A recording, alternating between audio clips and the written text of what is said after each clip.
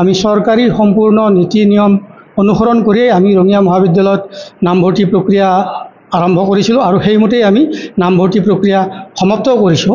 কিন্তু আমি গম পালোঁ যে চৰকাৰী ঘোষণামতে আমি নামভৰ্তি প্ৰক্ৰিয়াত দ্বিতীয় স্থান পাইছোঁ, অৰ্থাৎ আমি 2142 জন কেণ্ডিডেট আমি ইয়াত নামভৰ্তি প্ৰক্ৰিয়াত অন্তৰ্ভুক্ত কৰিছোঁ। আৰু সেইখিনি অকল আমাৰ BA BSc BComeই নহয়, আমাৰ ইয়াত প্ৰফেশ্যনেল কোৰ্চ 7টা ছাবজেক্ট আছে আৰু সেইবিলাকতো আমাৰ সমানে নামভৰ্তি প্ৰক্ৰিয়া হৈছে। গতিকে গোটেইবিলাক লগ লাগিয়েই আমাৰ 2142 জন কেণ্ডিডেট ইয়াত আমি নামভৰ্তি প্ৰক্ৰিয়াত অন্তৰ্ভুক্ত কৰিছোঁ।